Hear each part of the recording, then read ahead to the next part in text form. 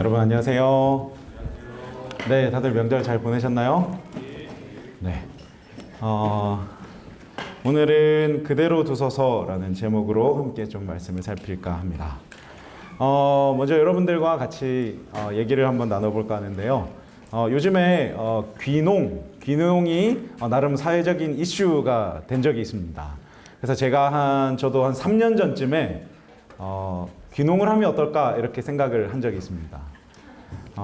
참고로 저는 농사를 한 번도 지어본 적이 없고 그리고 아침에 일찍 일어나는 것을 매우 힘들어하는 그런 사람이고 그리고 육체적 노동 자체를 잘 못하는 사람입니다. 근데 이제 어느 날 인터넷 검색을 하다가 귀농이 이렇게 요즘에 화두가 됐고 특별히 이제 40세 이전에 귀농을 하는 사람에게는 정부가 무료로 교육도 시켜주고 그리고 시골에 있는 집도 제공해주고 그리고 그 농사를 지을 수 있도록 돈도 지원해준다는 얘기를 보고는 야, 이거 참 괜찮다라고 생각해서 귀농을 한번 생각해 본 적이 있습니다. 여러분들도 이제 취업이 다 어렵잖아요, 그렇죠? 그래서 혹시 귀농을 하실 생각은 좀 있으십니까? 없으십니까? 예, 그럼 어쨌든 없으시지만 한번 우리가 귀농을 한다고 한번 생각해 봅시다. 전 재산이 얼마 정도 있으세요? 없으세요? 예. 그러면 우리가 지금 여기 그나마 돈이 좀 많으실 만한 분이 김신택 집사님. 예, 졸업하고 이제 돈 좀 모으셨을 거 아니에요, 그렇죠? 일하신 지 이제 몇 년 되셨으니까 뭐 한 1억 정도 있다고 쳐볼까요? 예, 없으십니까? 예, 어쨌든 뭐 한 1억 있다고 생각해 봅시다. 요즘에는 평당 얼마 정도 할까요? 땅값이 시골에 한 100만 원 해볼까요? 100만 원이면 이제 한 100평을 살 수 있습니다. 근데 이제 그거보다 더 시골로 한번 들어간다고 생각합시다. 정말 산 끝으로 가가지고 이렇게 사람이 거의 살지 않는 땅도 없는 곳에 한 10만 원짜리 100평 혹은 1000평을 이제 겨우겨우 해가지고 전 재산을 다 투자했어요. 그리고 나서 정부의 지원을 받아서 농사를 이제 짓는다고 생각해 봅시다. 자, 이왕 투자를 하셨으니까 무슨 농사 지으셨으면 좋겠어요? 김신택 집사님? 딸기요. 네, 딸기를 짓는다고 생각해 봅시다. 그래서 열심히 딸기를 이렇게 씨앗을 뿌리고 딸기를 모종을 심는지 저는 잘 모르겠습니다. 그러니까 어쨌든 딸기 농사를 지었어요. 근데 이 딸기를 정말 김신택 집사님이 정말 최선을 다해서 내 전 재산이 다 들어갔으니까 관리하고 잡초 있으면 다 뽑아주고 해가지고 열심히 했는데 잎도 나고 꽃도 피고 다 했는데 뭐가 안 나는 거예요? 열매가 안 생기는 것입니다. 1년을 참았어요. 자식들은 이제 쫄쫄 굶기 시작했어요. 아빠 약속했던 딸기는 어디 갔어? 야, 기다려봐. 딸기는 원래 한 2년 있어야 나오는 거야. 그 내년이 됐습니다. 그 딸기를 또 이렇게 재배했는데 빚을 내가지고 딸기가 또 안 나는 것입니다. 이제 자식들이 진짜 학교를 못 갈 판이에요. 아빠, 우리 학교도 가야 되는데 어떡하지? 야, 기다려봐. 원래 딸기는 3년부터야. 또 3년이 됐어요. 그래서 3년째 이렇게 막 딸기를 막 열심히 지었는데 아니나 다를까 또 열매가 없는 것입니다. 어떻게 하시겠습니까? 이제 빚은 한 2억에서 3억으로 늘어나 있군요. 어떻게 하시겠습니까? 말씀 보고 기도한다고 하셨습니다. 만약에 여러분들이 전 재산을 다 투자해서 밭을 사고 거기에 복숭아라든지 사과라든지 감나무를 재배했는데 이것이 1년이 가고 2년이 가고 3년이 가고 4년이 갔는데 아무런 열매가 없으면 이제 여러분들 어떻게 하시겠습니까? 땅값이 올랐어요? 그것도 좋은 투자 방법인 것 같습니다. 그럴 때 제가 이제 제 친구 한 명이 이제 농사를 짓는 이제 친구라서 그럴 때 이제 그걸 어떻게 하냐라고 물어보니까 친구는 어쩔 수 없이 그럴 때는 그 나무를 다 뽑는다라고 그렇게 이야기를 하더라고요. 왜냐하면 기다리고 또 기다렸는데 그럼에도 불구하고 그 나무에 소출이 없으면 어쩔 수 없이 그 나무를 뽑고 새로운 나무를 다시 심어서 재배할 수밖에 없다라고 이렇게 이야기하더라고요. 자, 그러면 여기서 다시 한번 질문 드릴게요. 그 나무를 어쩔 수 없이 뽑는 그 농부의 마음은 어떨까요? 어떨까요? 네. 같이 말씀 볼까요? 이게 안 되나요? 같이 읽겠습니다. 시작. 이에 비유로 말씀하시되 한 사람이 포도원에 무화과 나무를 심은 것이 있더니 와서 그 열매를 구하였으나 얻지 못한지라. 과원지기에게 이르되 내가 3년을 와서 이 무화과 나무에 실과를 구하되 얻지 못하니 찍어버리라. 어찌 땅만 버리느냐.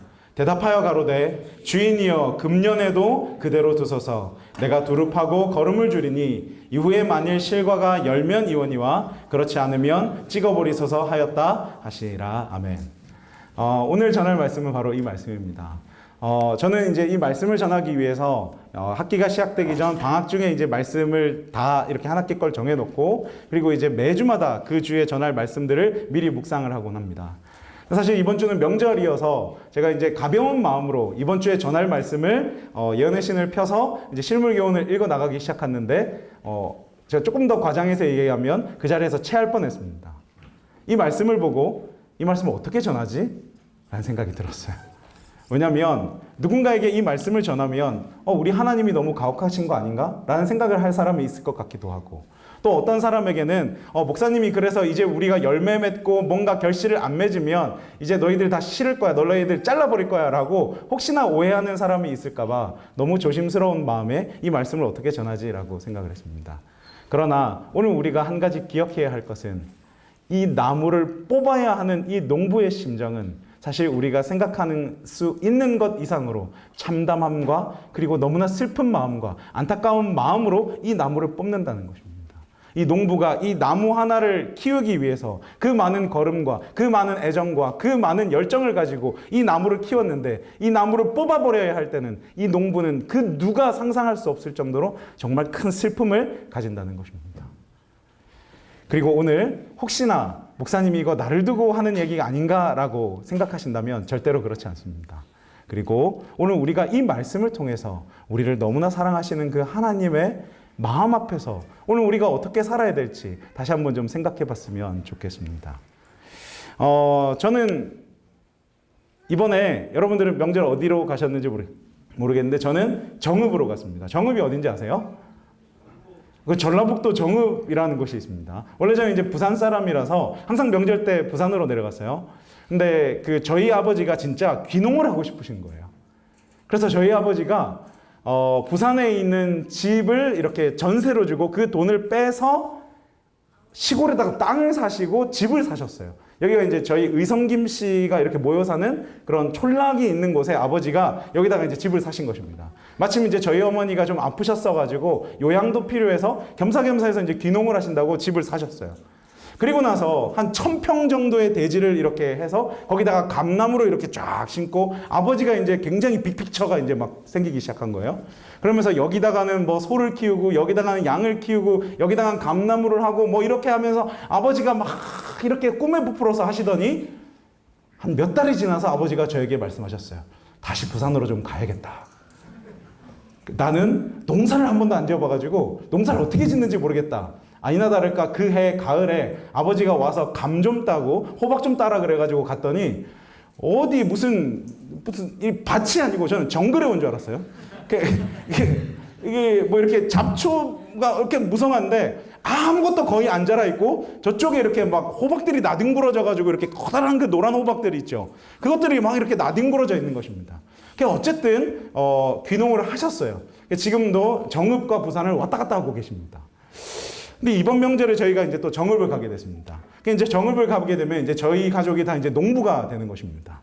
이제 우리 광원이가 이제 벌써 농부가 됐잖아요.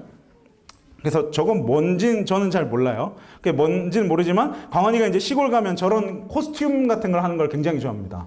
농부 복장을 입고 이렇게 농사를 막 짓는 것입니다. 그래서 이제 저거는 이제 밭 한 기퉁이에 이제 버려져 있는 호박을 따는 장면이에요. 광원이가 이 호박을 이렇게 돌려가지고 이렇게 따고 거기 가면 정말 많은 것들을 이제 따게 되는 것입니다. 근데 이 농사를 짓는 이 농부의 마음을 저는 이제 최근 들어서 비로소 조금 느끼게 되었습니다.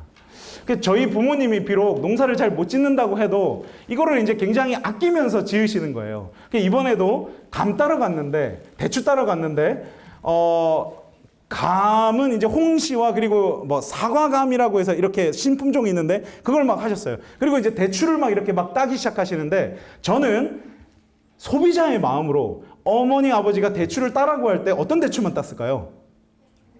예쁘고 벌레 안 들고 정말 아무 흠이 없는 대추만 이렇게 하나씩 땄어요. 그래서 저희가 이제 관리를 안 하다 보니까 정말 천연 유기농이거든요.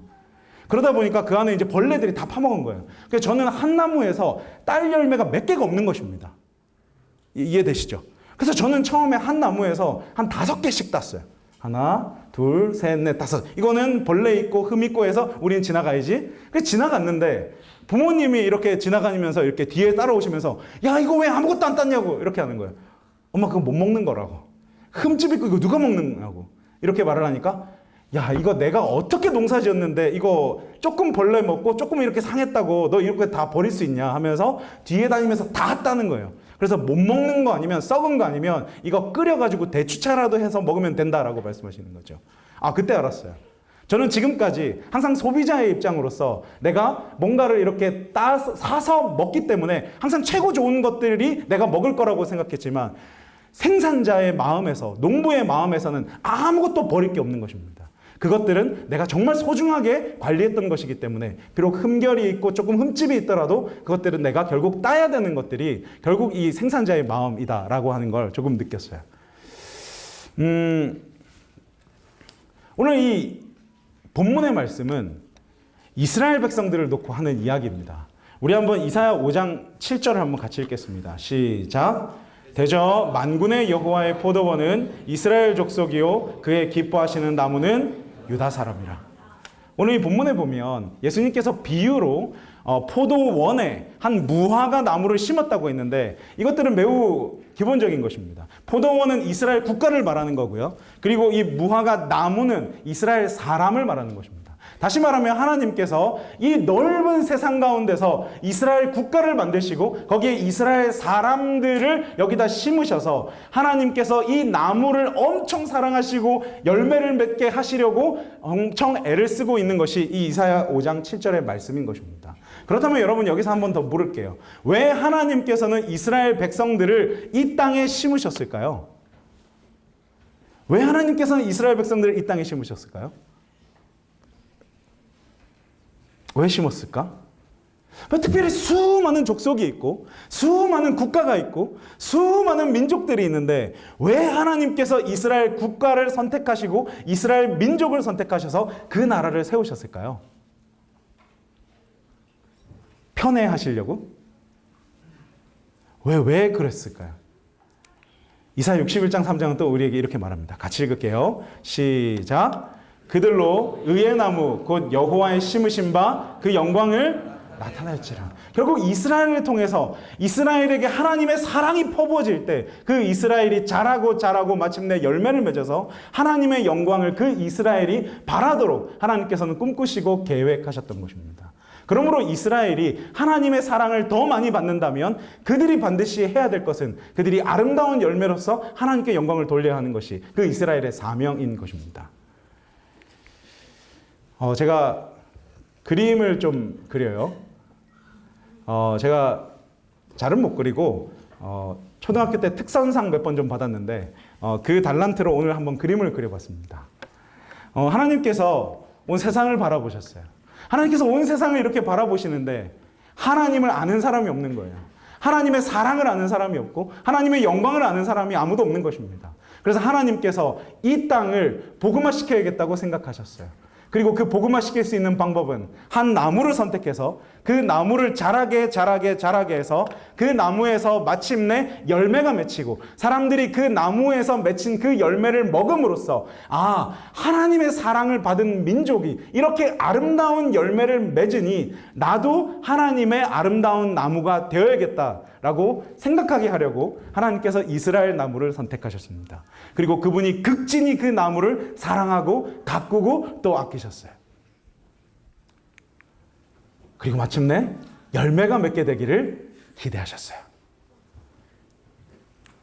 그런데 이상해요. 나무에 기대했던 열매가 맺히지 않는 것입니다. 아무리 하나님께서 영향을 주고 비료를 주고 계속해서 사랑을 붓고 그분이 계속해서 그 나무를 아끼고 또 보듬음에도 불구하고 그 나무는 뭔가 자라고 잎사귀를 내긴 내는데 열매가 전혀 맺히지 않는 것입니다. 이상하다. 왜 이렇게 열매가 맺히지 않지? 왜 이렇게 열매가 맺히지 않지? 그런데 이 이스라엘 백성이 열매가 맺히지 않는 이유가 어쩌면 우리가 다음에 보는 이 성경 말씀에 잘 나와 있는 것 같아요. 우리가 보았던 이 성경 말씀은 이 비유를 하신 원인입니다. 다시 말하면 예수님께서 방금 포도원의 비유를 하신 그 이유는 이 사건 때문입니다. 같이 한번 읽어볼게요. 시작. 그때 마침 두어 사람이 와서 빌라도가 어떤 갈릴리 사람들의 피를 저희의 제물에 섞은 일로 예수께 고하니 대답하여 가라사대 너희는 이 갈릴리 사람들이 이같이 해 받음으로써 모든 갈릴리 사람보다 죄가 더 있는 줄 아느냐. 너희에게 이르노니 아니라 너희도 만일 회개치 아니하면 다 이와 같이 망하리라. 여기까지 일단 읽겠습니다. 여기까지 보면 이제 이 말씀이 무슨 말인지 우리는 배경을 잘 모르기 때문에 이야기가 좀 어렵습니다. 그렇죠? 잠깐 짧게 배경 설명을 드리겠습니다. 예수님 당시에 이스라엘 민족은 로마에 함락당해 있었습니다. 그리고 그 로마의 속국으로서 그 이스라엘을 다스렸던 사람이 빌라도라는 사람이었습니다. 그런데 이 이스라엘 백성들은 굉장히 까다로운 사람들이었고 굉장히 민족적 자긍심이 너무 센 사람들이었기 때문에 반란을 항상 잘 일으켰어요. 그래서 그때도 이스라엘 사람들이 또 로마의 반란을 일으키면서 막 소동을 일으켰어요. 그래서 화가 난 본디오 빌라도가 너무 화가 나서 예루살렘 성전을 공격했습니다. 그래서 성전에 가가지고 성전에서 마침 제사를 드리려고 왔던 그 갈릴리 사람들을 무차별로 살육하게 되는 일이 그 당시에 일어났던 것입니다. 그래서 이 당시에 그 사람들이 이것들을 보고 굉장히 놀라고 또 두려워했습니다. 근데 이제 여기서 한번 또 질문해 볼게요. 만약에 여러분들이 이스라엘 사람이고 여기 본디오 빌라도가 보냈던 그 병사들이 갈릴리 사람들을 이렇게 무차별로 막 이렇게 공격했다면 여러분들은 무슨 생각이 드시겠습니까? 무슨 생각이 드시겠어요?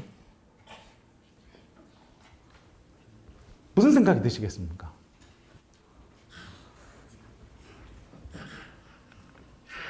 무슨 생각 드시겠어요? 이 사람들은 이런 생각이 들었나 봐요. 2절에 보니까 너희는 이 갈릴리 사람들이 이같이 해 받음으로써 모든 갈릴리 사람보다 죄가 더 있는 줄 아느냐. 이게 무슨 말이냐면 이스라엘 사람들은 이 상황에서 이렇게 생각했어요. 쟤네들 죄가 많아가지고 하나님이 심판한 거야. 이렇게 생각했다고요. 쟤네들 신앙 똑바로 안 해가지고 하나님이 벌 준 거야. 이렇게 생각했다고요. 쟤네들 우리보다 신실하지 못해가지고 쟤네들 하나님이 벌 준 거야. 우리로 치면 쟤네들 술, 담배하고 안식일날 결출석 안 하고 걔네들 방황하기 때문에 하나님이 벌 준 거야. 이렇게 생각했대요. 그런데 예수님이 이렇게 말씀하셨어요. 그렇지 않다고. 너희 역시도 죄에 있는 걸 알지 못하냐고 예수님께서 이렇게 말씀하시는 거예요. 근데 저는 이 말씀을 보면서 어쩌면 이스라엘 사람들이 열매를 맺지 못하는 정말 중요한 이유가 여기에 있는 것 같다라는 생각이 들었어요. 여러분 우리 잘 생각해 봐요. 만약에 어떤 사람이 불의의 사고로 이 사람이 다치거나 혹은 죽음을 당했어요. 그러면 우리가 한 사람의 사람으로서 혹은 그리스도인으로서 우리가 먼저 생각해야 될 건 뭐죠? 어떤 생각을 먼저 해야 되죠? 저 사람 하나님 안 믿어서 저렇게 됐어. 이렇게 생각을 해야 되는 건가요? 우리는 어떻게 생각해야 되는 거예요? 어떻게 생각해야 돼? 어떻게 생각해야 돼요? 안 됐다.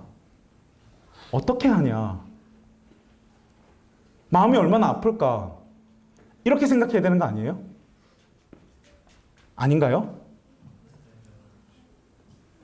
근데 이 이스라엘 사람들은 이렇게 생각했다고요. 내가 저기서 저런 일을 안 당한 건 나는 저 사람보다 더 의롭기 때문이고 저 사람은 하나님 똑바로 안 믿어서야 이렇게 생각했다고요. 이게 얼마나 무서운 일이에요. 그렇죠? 다른 사람이 당면하는 그 고통과 아픔들을 바라보면서 저 사람은 저래도 싸고 나는 그렇지 않기 때문에 나는 참 의로운 사람이야 라고 생각하는 이 백성의 종교들이 과연 세상 사람들이 볼 때 참으로 열매 맺는 종교고 이 종교가 진짜 참다운 종교라고 말할 수 있을까요? 사실은 이 말씀을 보면서 이스라엘 백성들에게 퍼부었던 그 하나님의 어마어마한 사랑은 어쩌면 이스라엘들이 그냥 먹고 그들이 자신들이 특별한 백성이라는 그 정체성만 가지게 한 채 이것은 아무런 열매를 맺지 못하고 끝났구나라는 생각이 좀 들었어요. 근데 어쩌면 오늘날의 우리들의 교회가 이러한 모습으로 신앙을 하고 있다라는 생각이 좀 들었어요. 여러분, 몇 년 전에 인도네시아에 거대한 지진과 해일이 일어나가지고 수많은 사람들이 죽게 되었어요. 그때 한 개신교회 대형교회 목사님이 뭐라고 설명을 했냐면, 저 사람들 하나님을 안 믿어서 저런 심판을 받습니다. 이렇게 설교를 하셨어요. 일본에 지진이 많이 일어납니다. 그럴 때마다 우리나라 기독교인들이 뭐라고 얘기를 하는지 아세요? 일본 하나님 안 믿어서 지진 많이 일어난다고. 그 이야기 여러분들 솔직히 들어보셨어요? 안 들어보셨어요? 그게 맞습니까? 만약에 그 나라에 지진이 일어나서, 그 나라에 쓰나미가 일어나고, 그 나라에 해일이 일어나서, 그 나라에 정말 안타깝고 태풍이 일어나고 수많은 이주민이 발생했다면 우리는 무슨 마음이 들어야 되는 거예요? 너무 안 됐다. 안타깝다. 어떻게 하지? 우리가 어떻게 도와줘야 되지? 라고 하는 생각이 내가 그리스도인이고 사람이라면 당연히 들어야 되는 마음인 것입니다. 그러나 이 사람들은 하나님의 그 사랑을 그들을 자신을 만족시키는 데 썼고, 그들 자신을 그 사람들보다 더 높은 사람이라고 생각하는 데 써버리고 말았어요.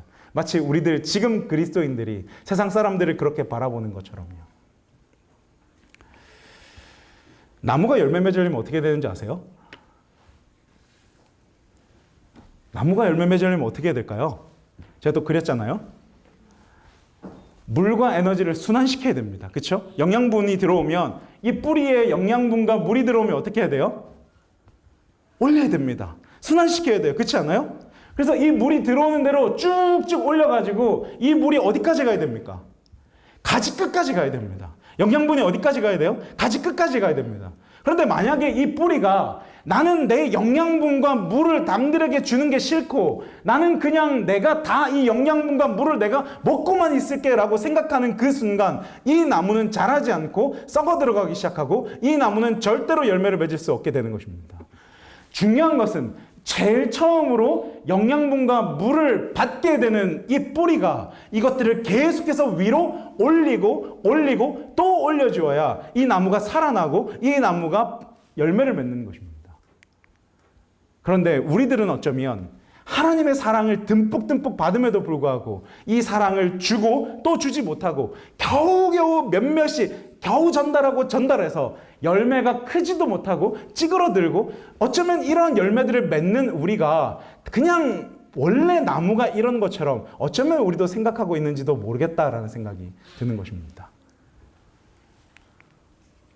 그러면 하나님이 이 나무를 어떻게 해야 되는지 알아요? 이 나무를 어떻게 해야 돼요? 나무를 베어야 합니다. 왜냐면요, 이 나무가요, 너무 많은 사랑을 먹고 이만큼 커가지고요, 이 나무의 그늘 아래 다른 나무들이 있는데 이 나무가 이기적으로 자기 혼자 에너지를 다 빨아먹고 혼자서 이만큼 커가지고 다른 나무가 성장하는데 이 나무가 방해를 하기 시작하는 것입니다. 다른 나무도 뿌리를 좀 내려야 되는데 이 나무가 너무 뿌리가 커가지고 다른 나무가 뿌리 내리는 걸 방해하고 이 나무의 잎사귀가 너무 커서 다른 나무들이 햇빛을 받아야 되는데 햇빛을 받지 못하도록 이 나무가 모든 나무의 성장을 방해하는 것입니다. 그러면 하나님께서 이 나무를 어떻게 하셔야 돼요? 어떻게 해야 됩니까? 어떻게 해야 돼요? 잘라야 합니다. 너무 가슴이 아프고 너무 마음이 아프고 너무 안타깝고 너무 슬프지만 이 나무를 베어야 다른 나무가 살아나기 때문에 다른 나무가 열매를 맺기 때문에 이 나무를 베어야 하는 것입니다.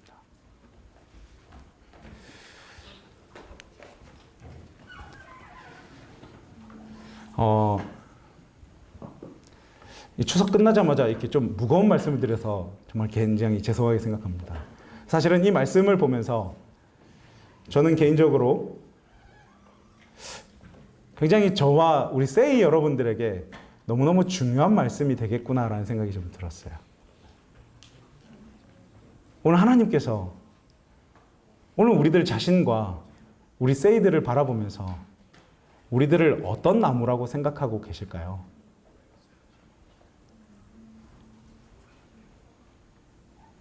우리는 열매 맺는 나무로 하나님 앞에 서 있습니까?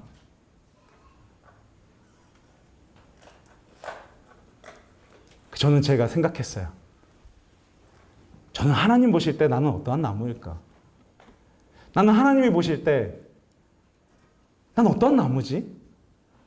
제가 생각해 보니까 저는 하나님 앞에 너무 부끄러운 나무더라고요. 제가 갖고 있는 품성의 열매가 잘 맺혀지지 못해서 때로는 화내고 때로는 실수하는 그 보잘것없는 이 나무 앞에서 하나님께서 오늘 나를 얼마나 참고 계실까라는 생각이 들었을 때 너무 두려운 마음이 드는 것입니다. 그리고 세이 여러분들을 생각했어요. 과연 우리 세이는 어떠한 열매를 하나님 앞에 드리고 있을까? 이 세이에 나오신 지 1년이 지나시고 이제 2년이 지나시고 3년이 지나시고 이제 4년이 지난 여러분들은 하나님 앞에 어떠한 모습으로서 여러분들의 열매를 드리고 계십니까? 하나님이 어쩌면 오늘 우리들을 바라보면서 저 나무를 어떻게 내가 해야 되지라고 고민하고 있지 않을까 혹시 한번 생각해 보셨습니까? 우리들은 어떻게 열매를 맺는 나무가 될 수 있을까요? 사랑하는 여러분들은 어떻게 열매 맺으시겠습니까? 같이 한번 읽어볼까요? 같이 읽겠습니다. 시작. 이 말씀들 가운데 우주의 생명의 법칙이 되는 대원칙이 제시되어 있다. 그리스도께서는 만물을 하나님에게서 받으셨다. 그러나 그분은 주기 위하여 받으셨다. 이것은 하늘 궁정에서도 그러하고 모든 피조물을 위한 그분의 봉사에 있어서도 그러하다. 사랑하시는 아들을 통하여 아버지의 생명이 만물에게로 흘러나간다. 또한 아들을 통하여 그것은 찬양과 기쁨의 봉사로 사랑의 조수처럼 만물의 대근원이신 분께로 다시 돌아온다. 그리하여 그리스도를 통하여 자의의 순환이 완전히 이루어지며 크신 시여자의 품성, 곧 생명의 품성을 드러낸다. 제가 가장 사랑하는 시대소망 1장에 있는 말씀입니다. 그리고 이것이 제가 생각하는 사랑이라고 하는 것 같습니다. 여러분 혹시 이거 아시죠? 온 지구가 어떻게 되어 있습니까? 이 시스템은 하나님께서 처음에 이 지구를 만드셨을 때 모든 것이 순환되게 만드셨어요. 그래서 처음에 구름이 이렇게 물을 잔뜩 머금고 있다가 물을 머금으면 구름이 이 비를 어떻게 합니까? 비를 어떻게 한다니요? 물을 어떻게 합니까? 비를 통해서 이렇게 땅으로 내립니다. 그렇죠? 그러면 땅은 이 비를 어떻게 합니까? 받아들였어요. 그러면 이 땅은 내가 이 물을 내가 계속 머금고 있을래? 라고 합니까? 아니면 이 비를 강물을 통해서 바다로 내보냅니까? 바다로 내보냈어요. 그럼 이 바다는 이 물을 받고는 내가 이 물 받고 받아서 내가 엄청나게 큰 바다가 될래? 라고 합니까? 아니면 이 물을 다시 하늘로 증발시킵니까? 하늘로 증발시킵니다.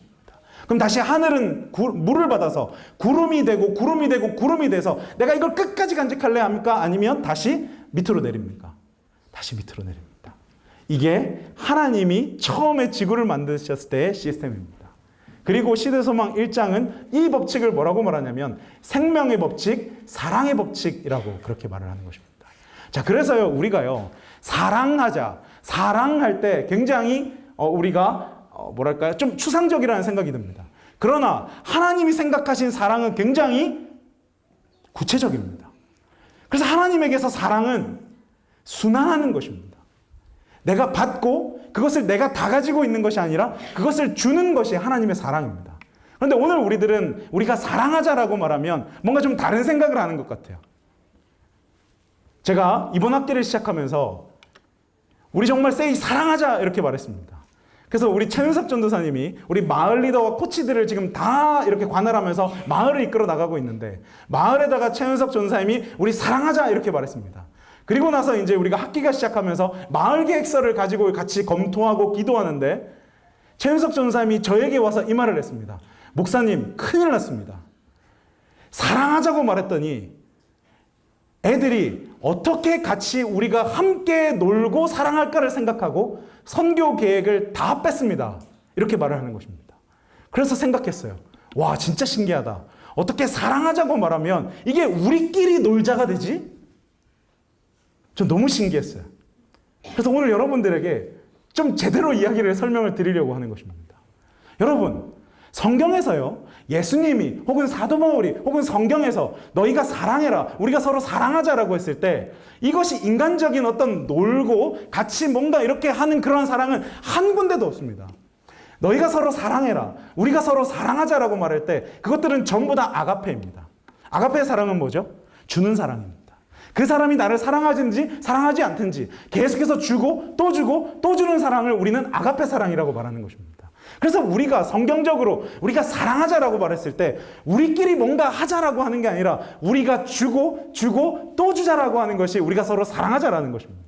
그래서 제가 먼저 간사와 전도사님들과 코치와 리더들을 사랑하면 이 리더와 코치들이 그 사랑을 먹고 자기들이 그 사랑을 그대로 갖고 있는 것이 아니라 그것을 마을원들한테 사랑을 보내고 또 보내서 이 마을원들이 사랑을 다 먹고 그리고 이 마을원들이 사랑을 먹은 다음에 이 사랑을 가지고 학과로 나아가서 학과의 내 친구들, 믿지 않는 친구들, 신앙을 잃어버린 친구들을 다시 사랑하고 또 사랑하고 사랑을 줘서 그 믿지 않는 친구들이 와, 내가 신앙하는 사람들 때문에 이렇게 행복해, 이 학교에 와서 내가 신앙하는 사람을 만난 게 진짜 다행이야 라고 말을 할 때 그 감사가 세이로 오고 세이는 다시 그 감사를 하나님께 예배로 영광을 돌림으로써 이 사랑이 순환하게 되는 것입니다. 그래서 이 우리가 사랑하자라고 말하는 건요, 우리가 그냥 같이 재미있게 지내자가 아니라 우리가 아낌없이 내 모든 것들을 주자, 내가 받은 모든 것들을 나눠주자, 이 말이 사랑하자라고 하는 말인 것입니다. 그래서 우리가 마을이 사랑하자, 이 말은 우리끼리 재밌게 꽁냥꽁냥 지내자라는 말이 아니라 우리가 어떻게 아가페적으로 내가 받은 것들을 다 서로에게 줄 수 있을까, 이것이 사랑하자라고 하는 것입니다.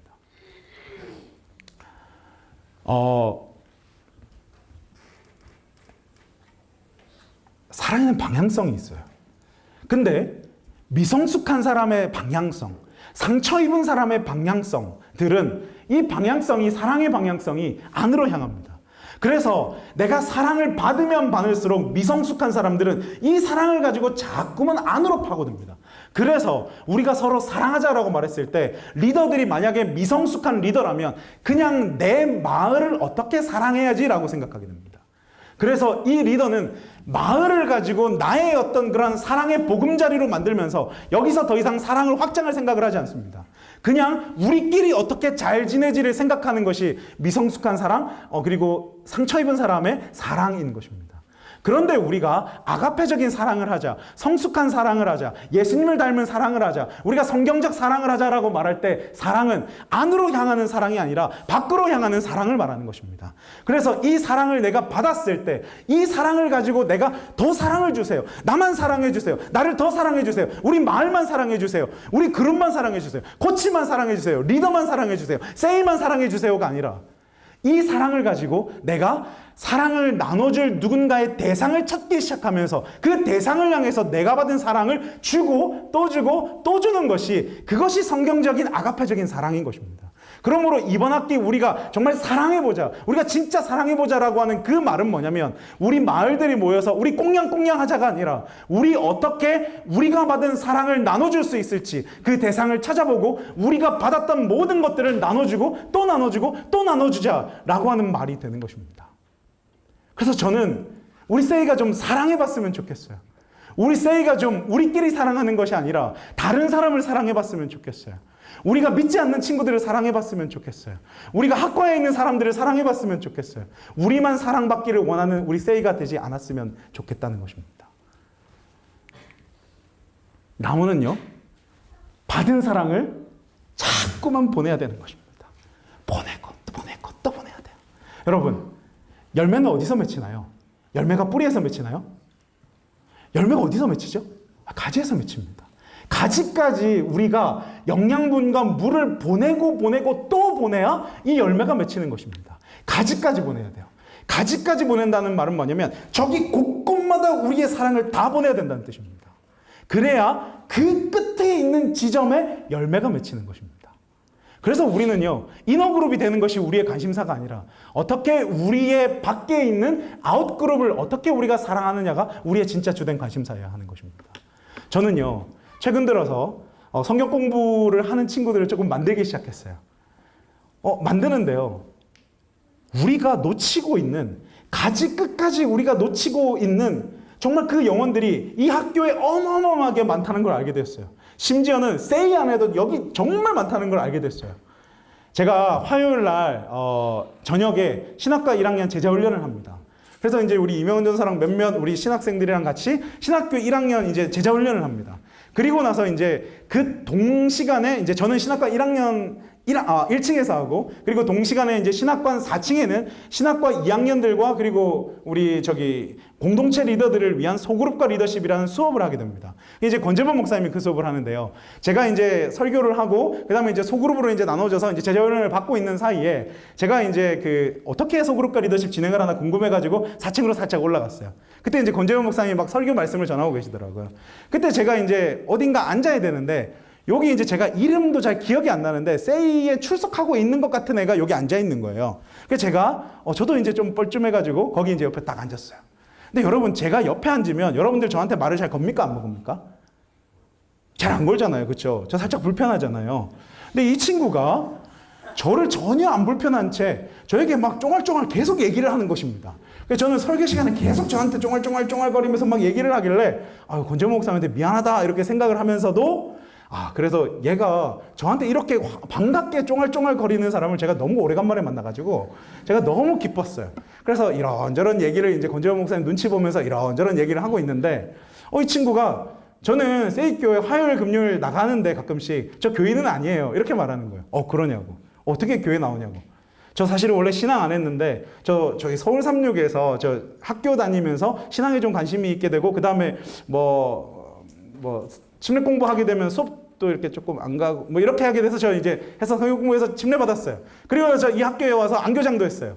와, 진짜? 야, 근데 너 그 정도면은 교인이네. 너 침례도 받고 너 안교 활동도 하고 너 세이교회도 간간히 출연하는데 니 왜 교인이 아니라고 그래? 그러니까 저 교인 아니에요. 저 몰라요. 그러냐고. 알겠다고. 그리고 나서 이제 끝났는데 며칠이 지났는데 계속 생각이 나는 거야. 그래서 왜 자꾸 생각이 날까? 뭐 때문에 생각이 날까? 그 친구는 심지어 저한테 반말을 해요, 자꾸. 그랬잖아, 저랬잖아. 저한테 계속 반말을 해요. 그래가지고 드라마를 봐도 이런 거 있잖아요. 나한테 이렇게 한 사람 네가 처음이야. 이렇게 하면서 내가 그래서 그 친구가 생각이 났나? 아무튼 생각이 계속 나는 거야. 그래서 내가 기도했어요, 하나님한테. 하나님, 이 친구가 계속 생각이 납니다. 제가 어떻게 하면 좋을까요? 그랬더니 하나님이 저에게 전화를 해라. 그리고 이 친구랑 성경 공부를 하자고 해라. 하나님, 이 친구는 성경 공부 안 할 것 같은데요? 하라고 할까요? 그래, 한번 전화해보자. 그래가지고 제가 5시인가 전화를 딱 걸었어요. 그때 무슨 시간이냐면 그 친구가 수업 마지막 시간을 딱 마치자마자 저에게 전화를 받았어요. 여보세요? 하길래 제 전화번호가 있을 리가 없잖아요. 그래서 제가 여보세요? 이렇게 하니까 나 알 것 같은데? 누구지? 이렇게 하는 거예요. 그래서 제가 네가 날 안다고? 그래서 나 알 것 같은데 누구지? 선배인가? 누구지? 이렇게 하는 거예요. 그래서 알았어. 다목적관으로 와. 빨리 와. 그래서 다목적관으로 와. 그러면 대충 눈치채잖아요. 그렇죠? 이게 뭐 교회랑 이렇게 여기 제 사무실 요거밖에 없잖아요. 그래서 다목적관으로 와. 그래서 어디로 가? 다목적관 어디로 가? 그렇게 하길래 다목적관 여기 102호 여기 와. 이렇게 해가지고 똑똑 누가 두드리는데 주희한테 전화를 했다고 했나? 아무튼 와서 목사님이에요. 이렇게 화들짝 놀라면서 또 반말을 막 쓰기 시작하는 거예요. 그래서 너무 신기하다. 이 아이는 어떻게 된 아이길래 나한테 이렇게 하나 이렇게 생각을 하면서 앉혀놓고 얘기를 하기 시작했는데, 서울 36을 6년을 다니고 우리 학교를 3년을 다녀서 총 9년 동안 우리 학교에 있는데 단 한 번도 1대1로 성경 공부를 해본 적이 없다라고 얘기를 하는 거예요. 그러냐? 너 그러면 한 번도 성경에 대해서 1대1로 배워본 적이 없어? 라고 물어보니까 없다는 거예요. 그래서 전 성경 몰라요.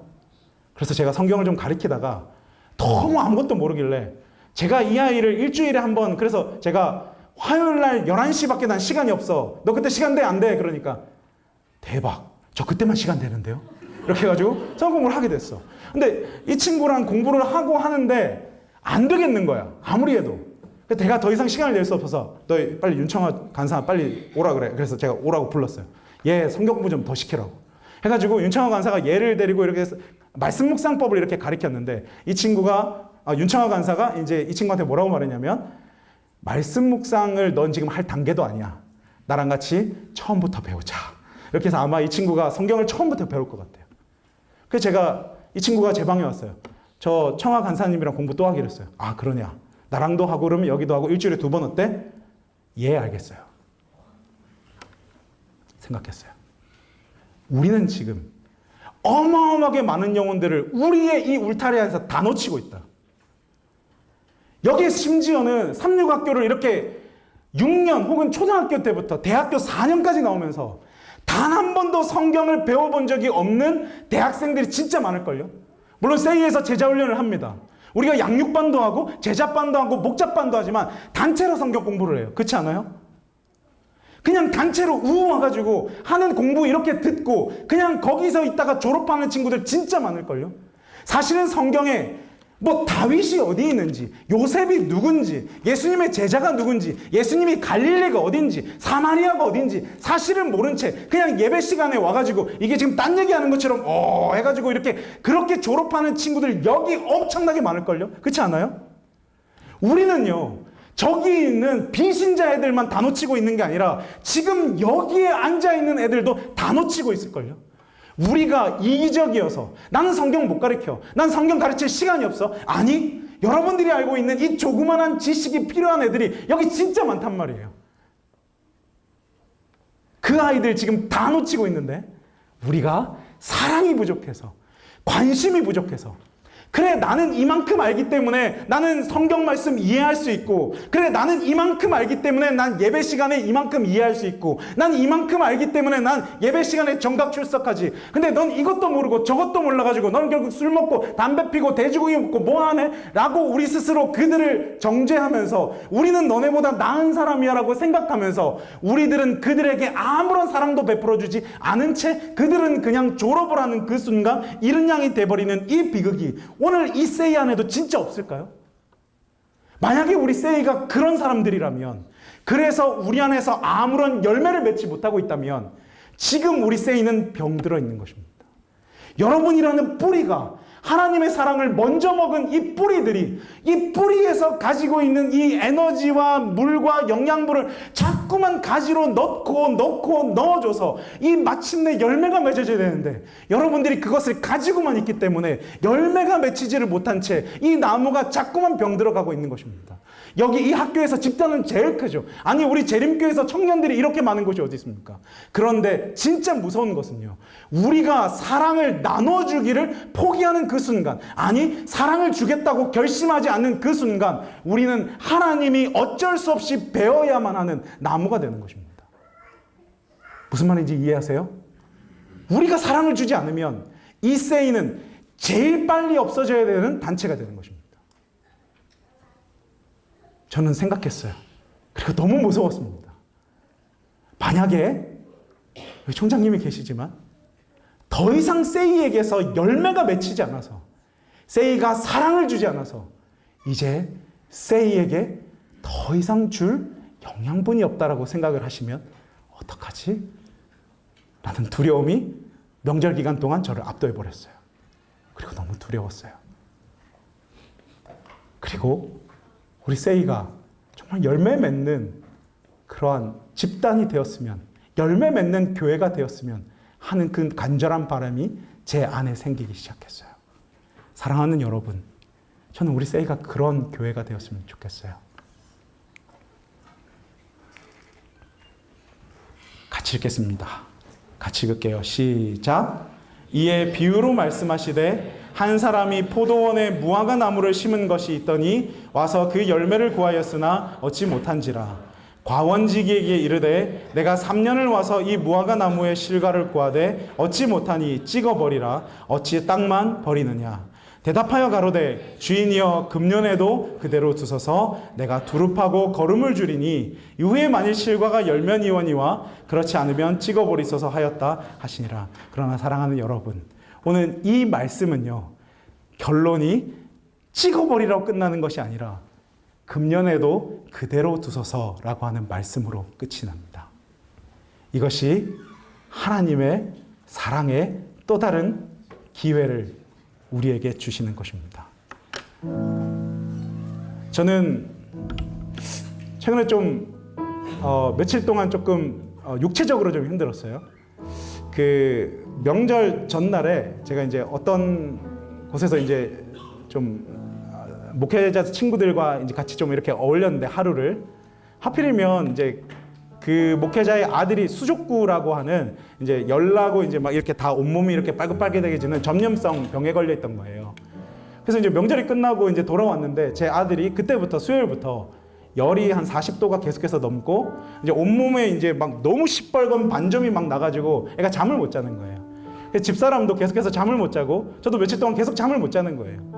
잠을 못 자고 어젯밤에도 이제 한숨도 못 자고 이제 꼴딱 밤을 새고 어제 이렇게 명절 때 이렇게 워낙 입원 환자들이 많아서 저희가 363월병원에 갔는데 입원을 못하고 돌아왔어요. 의사는 입원을 하라 그랬는데. 그래서 하루를 참다가 하룻밤을 꼬박 새고 집사람이 제가 이제 새벽 5시에 와서 이제 말씀을 마지막으로 준비하면서 기도하고 있는데 7시에 전화가 오는 거예요. 빨리 가자, 이제 병원에 좀 갔으면 좋겠다. 애가 40도가 넘었는데 해열제를 먹어도 듣지도 않고 계속해서 떨어지는데 내가 너무 마음이 불안해서 죽을 지경이다. 빨리 병원에 좀 갔으면 좋겠다. 근데 제 마음에 죽을 것 같은 거예요. 왜냐하면 이제 말씀을 곧 있다가 전해야 되는데 이 말씀을 전하기 위해서 기도해야 되는 그 순간에 내가 이 아이랑 같이 병원에 가야 되는 그 순간에 내 마음에 여러 가지 막 갈등이 막 들기 시작하는 거예요. 속으로는 사실은 그래, 당신이 좀 데리고 가서 입원시키면 안 돼? 라고 하는 말을 입 밖으로 내려고 하다가 그랬다가는 너무 힘들어질 것 같아서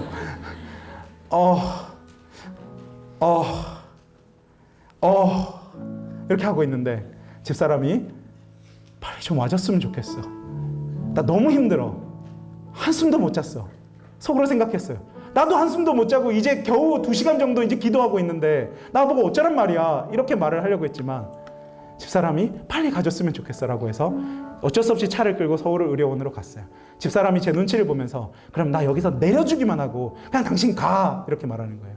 그래서 제가 생각했어요. 그래, 가자 빨리. 근데 또 생각했어요. 가면 우리 아이랑 집사람은 어떻게 되지?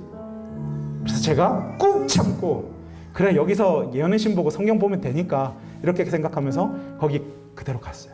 의사를 기다리는데 의사 왜 이렇게 안 와요? 알고 보니까 진료 시간은 9시인데 저희는 8시에 도착했더라고요. 그래서 기다리는데 이 아이가 막 울고 보채고 막 힘들어하는데 원래 예언의 신을 보고 성경을 봐야 되는 그 마음이 막 있는데 이 아이를 안고 막 달래고 얼르고 막 이렇게 하고 있는데 내가 지금 뭐 하고 있지라고 생각을 하다가 한 생각이 번뜩 들었어요. 나는 지금 생명을 사랑하고 있잖아. 난 지금 한 생명을 사랑하고 있잖아. 내가 한 생명을 사랑하고 있는 이것이 내가 말씀을 전하는 것보다 귀중하지 않은 거야? 라는 생각이 들었어요. 그래서 저는 솔직히 말하면 왜 하필이면 안식일 날 얘가 아파가지고 내가 말씀을 전하는데 이 아이가 자꾸 방해되지라는 생각을 자꾸만 했어요. 근데 그때 하나님께서 지금 네가 말씀을 전하려고 하는 그 마음속에 왜 사랑이 없어? 라고 말씀해 주시는 거예요. 그래서 그때부터 제가 포기했어요. 그래, 안식일 아침 나에게 너무 귀중한 시간이지만 시간을 낭비하자. 그래서 제가 그때부터 집사람에게 웃으면서 이 아이를 이렇게 돌보면서 있었는데 이 아이가 힘들어하는데 이번 명절에 이걸 배워줬단 말이에요. 빵야 하면 빵야 하면 이걸 하길래 제가 계속해서 빵야 으악 빵야 으악을 제가 말씀 보는 대신 계속 빵야 으악을 계속하고 집으로 돌아왔어요. 근데 이런 생각이 들었어요. 어차피 우리라는 한 사람이 제대로 사라지기 위해서 누군가는 자꾸 낭비한 거 아니야? 라는 생각이 들었어요. 생각해보니까 저는 늘 낭비를 누군가에게 강요하고 살았더라고요. 저라는 한 인간이 제대로 된 인간이 되기 위해서 우리 부모님은 자신의 모든 삶을 낭비하셨더라고요. 그래서 이번에도 명절에 제가 부모님이 자꾸만 대추를 싸주시겠다는 거야. 그래서 제가 한마디 했어요. 어머니, 그냥 대추 가서 사 먹을게요. 이거 좀 따주지 마세요. 그리고 또 어머니가 한마디 하셨어요. 야, 이제 11월에 감 나는데 감 좀 따라와라. 그냥 제가 사 먹을게요. 야, 이제 호박 가지고 와라. 야, 그냥 아버지 제가 사 먹을게요 라고 말했는데 저는 솔직히 생각할 때 사 먹는 게 제가 집에까지 내려가서 기름값 가지고 내려가서 다시 올라오는 것보다 더 싸더라고요. 그래서 제가 기름값 낭비하기 싫어요 라고 말했는데, 사실은 부모님이 저에게 와라고 하는 건 사랑을 하자 라고 하는 거더라고요. 그래서 제가 낭비하기로 결심했어요. 낭비하자. 내 모든 에너지와 내 모든 시간과 내 모든 돈을 다 낭비해서 부모님을 사랑하자. 그 사랑에 보답하자라고 생각했어요. 어쩌면 하나님 아버지는 우리에게 계속해서 낭비하고 계세요.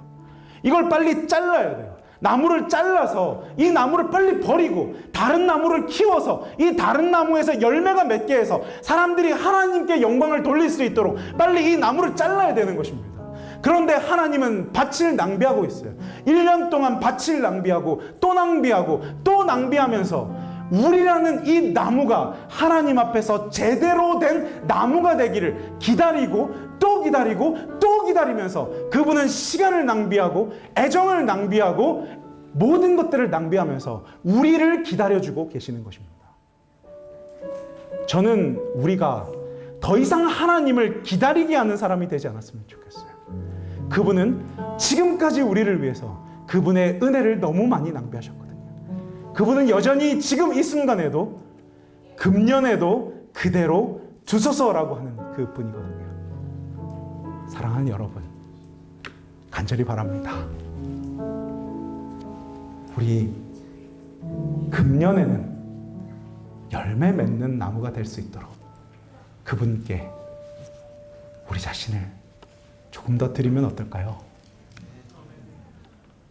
이 말씀의 결론은 나와 있지 않습니다. 이 말씀의 결론은 아무것도 나와 있지 않아요. 어떻게 됐는지 나오지 않습니다. 그 말씀은 지금 여러분들의 삶의 결론도 아무것도 꼴지어지지 않았다는 뜻입니다. 어떤 사람은 이 말씀을 듣고 열매 맺는 나무가 되기로 결심하실 테고, 어떤 사람은 이 말씀을 듣고 그러나 여전히 나는 그냥 원래의 나무대로 살아가기로 그냥 결심하시는 분도 있을 것입니다. 하나님은 여러분들의 운명을 결정짓지 않습니다. 그러므로 사랑하는 여러분들이 이제 마음을 열어서 하나님께로 가시는 그런 세이 되기를 간절히 바라면서 말씀 마치겠습니다.